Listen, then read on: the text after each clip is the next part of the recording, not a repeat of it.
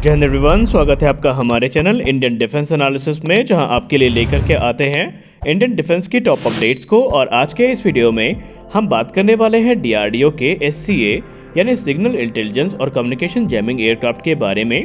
हम जानेंगे ये एयरक्राफ्ट कैसा है, इसकी कैपेबिलिटीज क्या है और ये कब तक बनके तैयार हो जाएगा। लेकिन आज का ये वीडियो शुरू करूं उससे पहले आपसे हम 3 टर्म्स के बारे में डिस्कस करना चाहेंगे, क्योंकि हम इन 3 टर्म्स को अपने इस वीडियो में डिस्कशन के दौरान फ्रीक्वेंटली इस्तेमाल करने वाले हैं, जिसमें से पहला होगा सिगिंट, फिर कॉमेंट और तीसरा होगा एलिंट। शुरुआत करते हैं सिगिंट से। सिगिंट को सिग्नल्स इंटेलिजेंस भी कहा जाता है। बेसिकली ये एक इंटेलिजेंस गैदरिंग मेथड है जो कि एनिमी के जो कम्युनिकेशन सिस्टम है, रेडार्स हैं, वेपन्स हैं, इनसे एमिट होने वाले जो सिग्नल्स हैं उनके इंटरसेप्शन और एनालिसिस पे आधारित होता है। नेशनल सिक्योरिटी के लिए सिगिंट जो है वो एक महत्वपूर्ण भूमिका अदा करता है, क्योंकि एडवर्सरी की जो कैपेबिलिटीज़ हैं, एक्शंस हैं, इंटेंशंस हैं, उनसे संबंधित जो इन्फॉर्मेशन है इसके माध्यम से प्राप्त होती हैं और उन इन्फॉर्मेशन को हम अपने मिलिट्री पर्सनल्स तक पहुंचाते हैं ताकि वो मौजूदा और फ्यूचर की जो थ्रेट्स हैं उनसे रूबरू हो सकें, उनसे वो जागरूक हो सकें और ज़रूरी कदम उठाने के लिए तैयार भी रहें। बेसिकली इसको 2 सब कैटेगरीज में बांटा गया है, यानी सिगिंट को 2 सब कैटेगरीज में बांटा गया है, जिसमें से पहला है कॉमेंट और दूसरा है एलिंट। कॉमेंट की बात करें तो कॉमेंट को हम कम्युनिकेशंस इंटेलिजेंस के तौर पे भी जानते हैं। बेसिकली जब 2 ग्रुप्स या लोगों के बीच में कम्युनिकेशन होती है तो उनसे जो इंटेलिजेंस प्राप्त होती है उसी को हम कहते हैं कॉमेंट या कम्युनिकेशन इंटेलिजेंस। ये रेफर करती है ऐसे सिग्नल्स को जिनमें स्पीच या टेक्स्ट कंटेन होते हैं, जैसे कि text messages, telephone conversations, radio calls या ऑनलाइन इंटरैक्शंस। वहीं अगर एलिंट की बात की जाए तो एलिंट को हम इलेक्ट्रॉनिक इंटेलिजेंस भी कहते हैं, जो कि ऐसे इंटेलिजेंस को रेफर करती है जो कि हमें इलेक्ट्रॉनिक सिग्नल्स से प्राप्त होते हैं। जैसे कि अगर हम बात करें तो जो रेडियो या फिर इलेक्ट्रोमैग्नेटिक पल्सेस हैं या सिग्नल्स हैं जो कि एनिमी के रेडार, मिसाइल, गाइडेंस सिस्टम या एयरक्राफ्ट्स के द्वारा एमिट किए जाते हैं, तो उनसे जो इंटेलिजेंस हमें प्राप्त होती है वो एलिंट कहलाती है।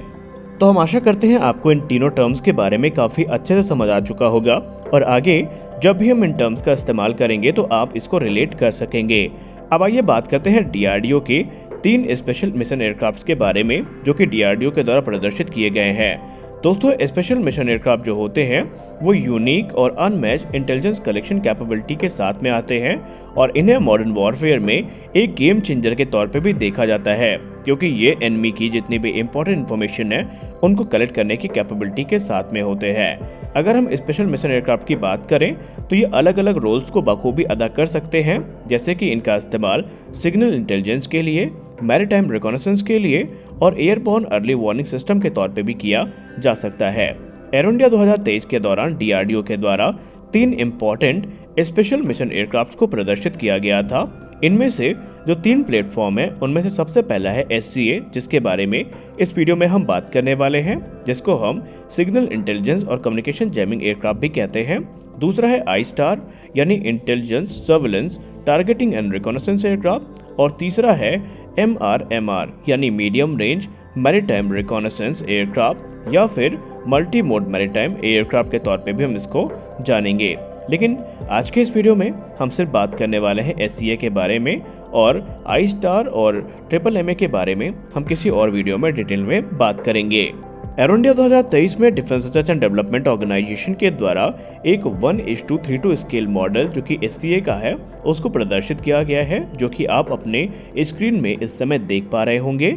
दरअसल इस प्लेटफॉर्म को एयरबस के A319 जो कि एक प्री ओन्ड प्लेटफॉर्म है उस पर प्रपोज किया गया है।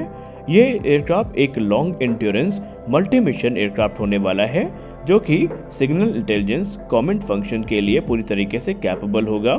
इसका जो प्राइमरी रोल होने वाला है वो पैसिव इंटेलिजेंस गैदरिंग और सिग्नल जैमिंग होने वाला है। वहीं कॉमजैम रोल की बात करें, कम्युनिकेशन जैमिंग रोल की बात करें तो ये एयरक्राफ्ट उन RF सिग्नल्स को जो कि सिग्नल डेटा पर बेस्ड है, जिन्हें एयरक्राफ्ट के एलिंट और कॉमेंट एसेट्स के द्वारा प्राप्त किया गया है, उसको जैम करने में सक्षम होगा। इवन ये जो डिटेल्स हैं इन्हें इंडियन एयरफोर्स के air command and control system से भी रिसीव कर सकेगा। इस एयरक्राफ्ट के फ्लाइट एल्टीट्यूड की बात करें तो वो तकरीबन 35,000 फीट का होने वाला है। वहीं इसका एंड्योरेंस टाइम 6 घंटे का होगा। इसे state of the art comment और एलिंट सेंसर से जो कि काफ़ी हाई सेंसिटिविटी के साथ में होंगे और जिनकी इंटरसेप्शन प्रोबेबिलिटी काफ़ी ज़्यादा होगी, उनसे इक्विप इनको किया जाएगा। ये एयरक्राफ्ट काफ़ी ऊपर ऊंचाई में उड़ान भरते हुए भी काफ़ी हाई स्पीड स्कैन करने में सक्षम होगा और डिज़ायर्ड फ्रिक्वेंसी के साथ जो RF सिग्नल्स हैं उनकी जो तलाश है वो लगातार एयरक्राफ्ट के द्वारा की जाएगी और एक बार जैसे ही सेंसर्स डिज़ायर्ड सिग्नल को डिटेक्ट करेंगे तो उसके डायरेक्शन ऑफ अराइवल और वो कहाँ से एमिट हो रहा है उसकी लोकेशन को तुरंत इनके द्वारा पता चलाया जा सकेगा और इसमें आर्टिफिशियल इंटेलिजेंस एक अहम भूमिका अदा करेगी। और जैसे ही उसकी जियो लोकेशन टारगेट की डिटरमाइन कर ली जाती है तो तुरंत जो टारगेट है उसको फाइंड किया जाएगा और उसको जैम करने के लिए जो जरूरी कार्रवाई है वो करी जाएगी। इनफैक्ट टारगेट को जैम भी कर दिया जाएगा और बाद में ये जो एयरक्राफ्ट है ये लगातार जो ग्राउंड स्टेशन है उनके साथ कम्युनिकेट करता रहेगा और जो डेटा है उसको शेयर करता रहेगा सैटकॉम डेटा लिंक की सहायता से। ये एयरक्राफ्ट जितना घातक होने वाला है उतना ही ज़्यादा वेल प्रोटेक्टेड भी होने वाला है और सेल्फ प्रोटेक्शन के लिए इस एयरक्राफ्ट में इंटीग्रेटेड रेडार वार्निंग रिसीवर और electronic warfare support measure, missile approach warning system और काउंटर मेजर्स डिस्पेंसिंग सिस्टम से इसको इक्विप किया जाएगा। अब सबसे बड़ी बात यहाँ पर यह है कि इस एयरक्राफ्ट के डेवलपमेंटल टाइमलाइंस क्या है, कब तक ये बन के तैयार होगा और अब तक इसको लेकर के कितनी इन्फॉर्मेशन प्राप्त है। तो हमने जो DRDO ऑफिशियल्स के साथ डिस्कशन किया तो उसमें हमें जो बातें पता चली उस हिसाब से ये जो एयरक्राफ्ट है इसको लेकर के DRDO ने गवर्नमेंट से अप्रूवल की मांग करी है और जैसे ही फंड्स का अप्रूवल मिल जाएगा तो इस पे जो काम है वो काफ़ी रफ्तार के साथ आगे बढ़ेगा। आपको बता दें वर्ष 2017 में इंडियन एयरफोर्स के द्वारा एक रिक्वेस्ट फॉर इंफॉर्मेशन इशू करी गई थी जहां पर इंडियन एयरफोर्स ने 7 की संख्या में एयरबोर्न इलेक्ट्रॉनिक इंटेलिजेंस एसेट को खरीदने की इच्छा जताई थी जिनकी कॉस्ट $570 मिलियन आकी गई थी।